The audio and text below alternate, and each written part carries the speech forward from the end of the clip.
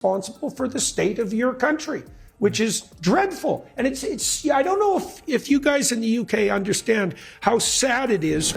Grow some spine again and put your damn country back together and stand up to these bloody psychopathic bullies. To allow your working class women to be raped en masse sadistically and say nothing about it is sickening and demoralizing. Your working class women to be raped en masse sadistically and say nothing about it and gaslight people who are telling the truth.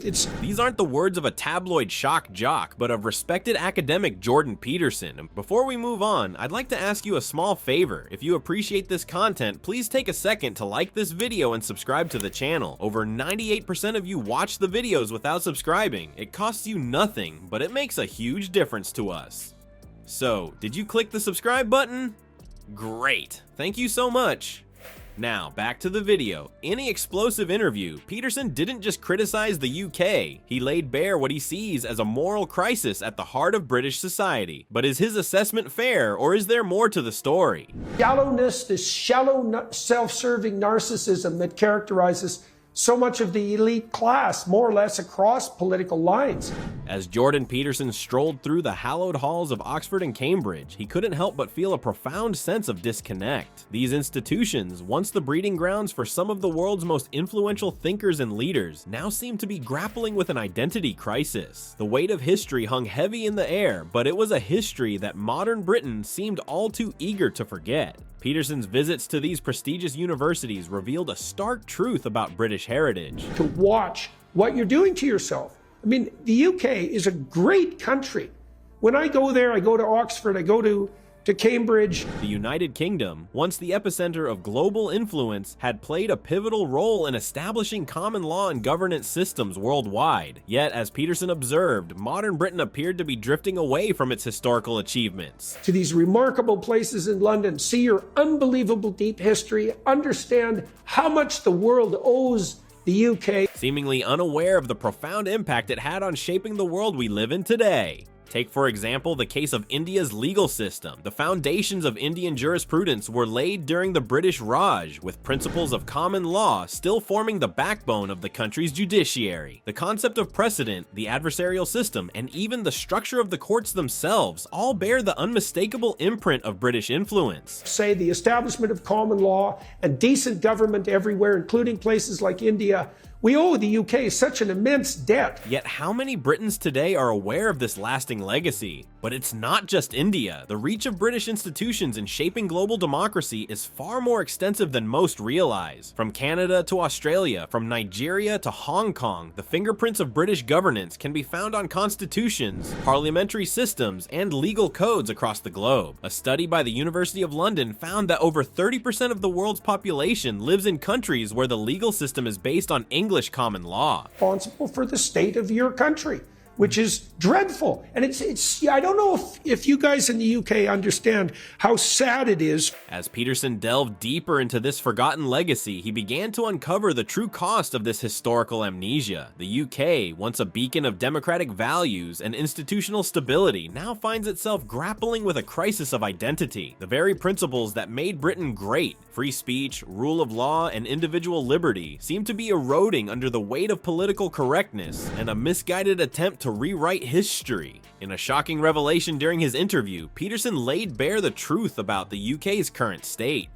Britain has forgotten what it means to be British, he declared, his words cutting through the air like a knife. You've lost touch with the very values that made you a global leader, and in doing so, you've opened the door to a host of societal ills that threaten the very fabric of your nation.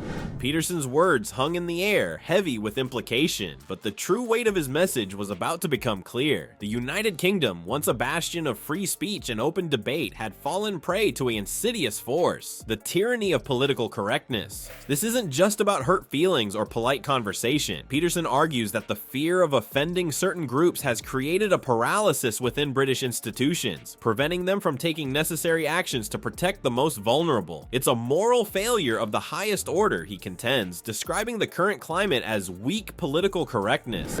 Grow some spine again and put your damn country back together and stand up to these bloody psychopathic bullies. That undermines the very values of freedom and decency that Britain once championed. But how did we get here? And what's the real cost of this societal shift? The numbers paint a grim picture. A 2022 report revealed that only 28% of people in the UK feel they can trust their neighbors, down from 40% just a decade ago. This erosion of social cohesion isn't happening in a vacuum. It's directly linked to the rise of political correctness and the climate of fear and division it creates. Think about that for a moment. In a country once known for its sense of community and keep calm and carry on spirit, nearly 3/4 of people now view their neighbors with suspicion. Is this really the Britain we want to live in? Peterson's critique goes even deeper, exposing how this culture of silence has seeped into public institutions. Watch you guys like spiral yourselves into the ground for this idiot, weak political correctness that's... The consequences are far more dire than mere social awkwardness. Take the shocking case of grooming gangs, where legitimate concerns were dismissed as far-right misinformation. Political correctness became a shield for inaction, leaving countless victims without justice or protection. This isn't the Britain of old. A 2021 survey found that 65% of respondents felt that political correctness has made it harder to discuss important issues openly. Compare that to the 1990s, when only 30% felt the same way. In just a few decades, we've witnessed a seismic shift in how British society approaches difficult conversations. But here's the truly frightening part. This silence isn't just uncomfortable, it's dangerous. When institutions are too afraid to act, when citizens are too intimidated to speak up, the very fabric of society begins to unravel. The Liberals had the party and I get the hangover. And it's like, yeah, well, he'll get the hangover all right, get blamed for it all. And the United Kingdom, once a global leader in championing individual rights and the rule of law, now finds itself paralyzed by fear of offense. Jordan Peterson's challenge to Britain isn't just a call to action, it's a wake-up call for a nation at a crossroads. He's not mincing words when he says the UK needs to rediscover its backbone. It's a stark reminder that the country once known for its stiff upper lip is now bending over backwards to avoid offense. But here's the kicker.